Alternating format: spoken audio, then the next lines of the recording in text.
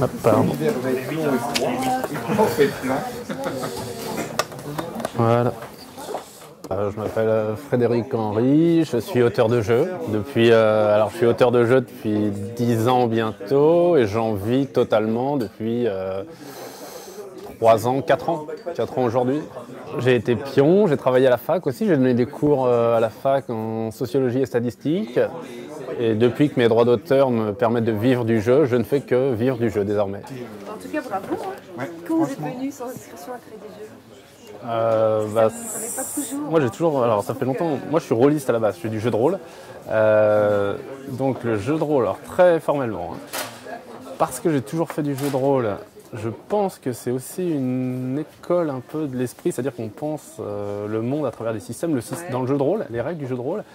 Ce qui est intéressant, c'est que c'est la physique du monde dans lequel on est. Et donc il y a un prisme à travers le système, et donc j'ai toujours voulu faire des jeux, mais pas en vivre. Sauf que j'ai eu de la chance, parce que ça a marché, qu'aujourd'hui je peux en vivre. Je peux te décrire une journée classique plutôt. Je suis dans un café avec un calepin et un stylo. Et je passe ma journée à noter mes idées. Je fais ça tous les jours. Et quand j'ai quelque chose qui me semble intéressant, je l'approfondis jusqu'à ce que je m'aperçoive que ce n'est pas intéressant et alors je le jette. Ou alors, le moment où je m'aperçois que c'est pas intéressant n'arrive pas et dans ce cas, ça donne un jeu édité à la fin. Avec Asmodée, on va sortir un timeline tous les 6 mois. Donc je le compte pas comme projet, c'est des projets, c'est du parallèle. Mais là, c'est plus de la création, c'est de la recherche documentaire. Mais c'est pas du travail de création. Et moi, ce qui m'intéresse dans le boulot, justement, c'est de m'asseoir à une table comme celle-ci, boire des cafés toute la journée en réfléchissant. Je ne réfléchis plus aujourd'hui sur Timeline. Non, c'est sympa, c'est vraiment... D'ailleurs, on l'attendait impatient. Je ne veux pas avoir qu'un succès. J'aimerais bien avoir plusieurs succès. Là, je parle pas d'argent, je parle même de succès d'estime. C'est-à-dire de se dire, tiens, c'est pas juste le mec d'une idée. Parce que moi, je passe mon temps à chercher des idées, à noter. Je pense qu'il y a si on faisait une typologie vraiment rapide et un peu débile, hein, tu as 2 gros types d'auteurs. Tu as le mec qui a eu une bonne idée dans sa vie et tu as le mec qui passe son temps à chercher des bonnes idées. Et je pense que ce qu'il faut, c'est chercher. Je pense que ça dépend, mais si tu veux, entre guillemets, faire carrière, alors il faut passer son temps à chercher. On l'a testé, c'est vraiment le graphisme est très chouette. Non, c'est chouette. Parce que c'est simple. C'est très simple.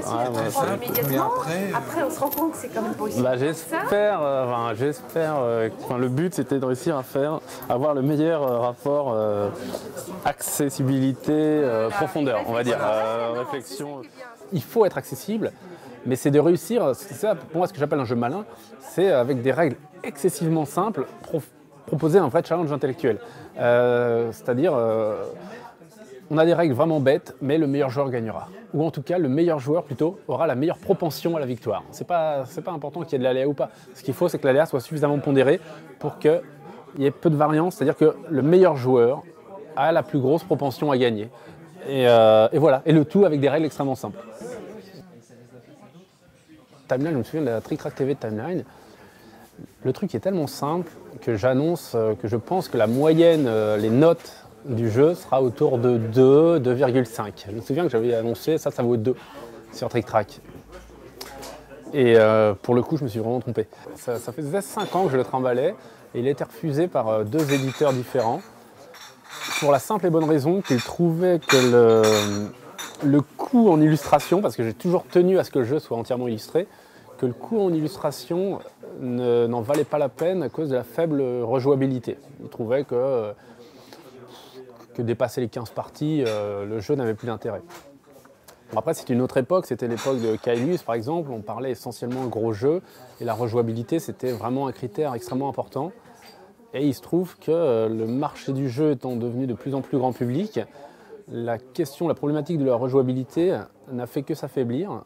Et aujourd'hui, le fait de dire oui, mais quand tu connais le jeu, tu ne peux plus y jouer, c'est pas un problème. Après, voilà, moi, mon argument, c'est toujours dire si tu connais le jeu, c'est que tu as appris des choses et que quelque part, ce que tu as perdu en intérêt de jeu, tu l'as gagné en culture.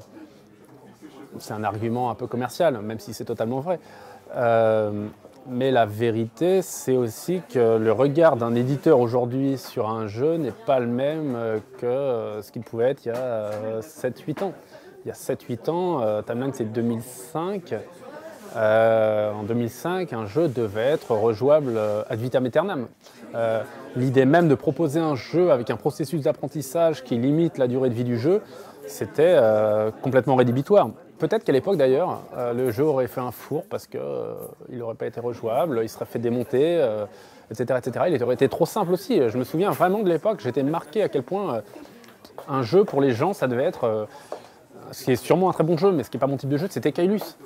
Et donc, proposer un truc comme Timeline à côté avec une règle qui tient sur moins d'une carte, waouh, ça pouvait sembler ridicule.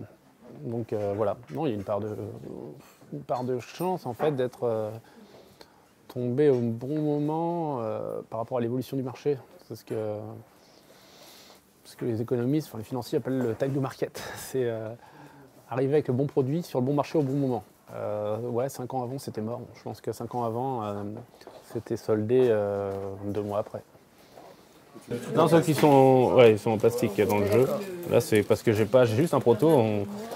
Je n'ai même pas de boîte moi-même en fait. Bonjour.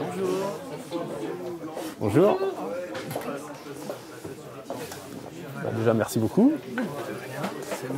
Qu'est-ce que je mets? Mettez ce que vous voulez. Moi j'ai éclairé là.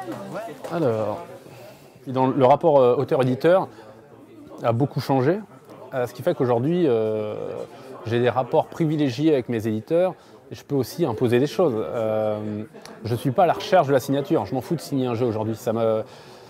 C'était vraiment un but en soi au début, aujourd'hui j'en ai rien à foutre. Ce qui m'intéresse c'est le jeu lui-même.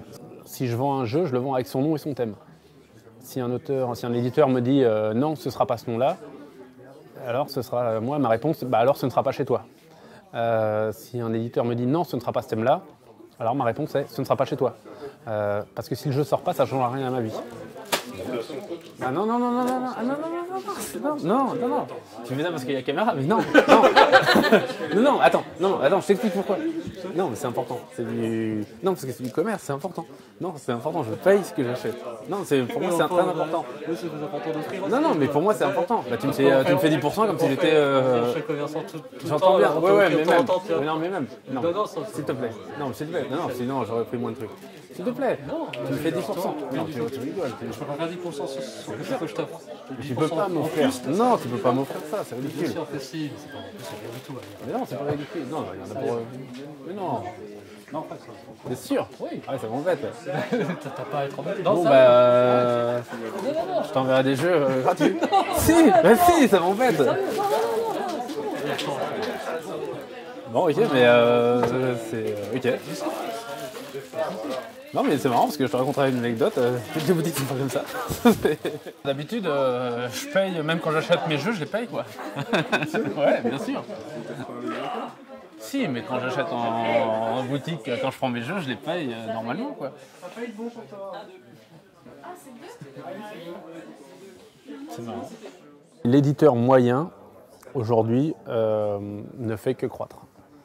Le secteur se développe, le secteur s'ouvre, les points de vente se multiplient. Le chiffre d'affaires d'Asmodée il y a 20 ans, si on le transforme en euros, c'était peut-être, je vais dire n'importe quoi, mais c'était 10 000 euros. Ouais, non, c'est moins que ça, 5 000 euros. Cette année, Asmodée a fait 120 millions. C'est colossal. On peut considérer qu'il y a peut-être sur l'année 1000 nouveautés qui sont sorties. Disons qu'on a dans une année standard 300 jours ouvrables. Voilà, on a plus de 3 jeux en moyenne par jour qui sortent. Alors moi, si vous avez 20 minutes, je serais très content de jouer. Pour une action, on peut envoyer travailler un ouvrier. Imaginons que j'envoie travailler cet ouvrier, je le mets comme ça, je mets en correspondance ce qu'il sait faire avec les besoins du bâtiment. Lorsque tous les besoins du bâtiment sont remplis ou dépassent, alors le bâtiment est terminé. On va seulement alors être payé. La communication sur les jeux, ça va devenir un facteur d'existence pour le jeu. Si je prends mon propre exemple, on peut me reprocher d'avoir beaucoup communiqué sur les bâtisseurs, c'est vrai. C'est vrai, et encore, on a organisé des événements avant la sortie, on a organisé des tournois, on a fait jouer près de 500 personnes quand même. Mais je pense que si on veut que le jeu soit encore présent, enfin moi je veux que le jeu soit encore présent dans 3 ans en boutique, alors c'était nécessaire. Ouais, café, hein, on était au bar. Bien joué. On va faire quelque chose. Je mélange. Le premier qui tirera la pièce en or commencera. Ou alors tu commences. On te laisse faire. Vous commencez. Voilà, bah tu commences. Tu fais une chance sur deux. Il faudrait vraiment le faire exprès. C'est quoi ça, c'est quoi? C'est la statue d'un mec qui pisse en fait. Pif pac pouf, c'est toi là. Non. C'est Bah, le. on dirait. C'est C'est Milosevic. Ils ont copié le mannequin Pi.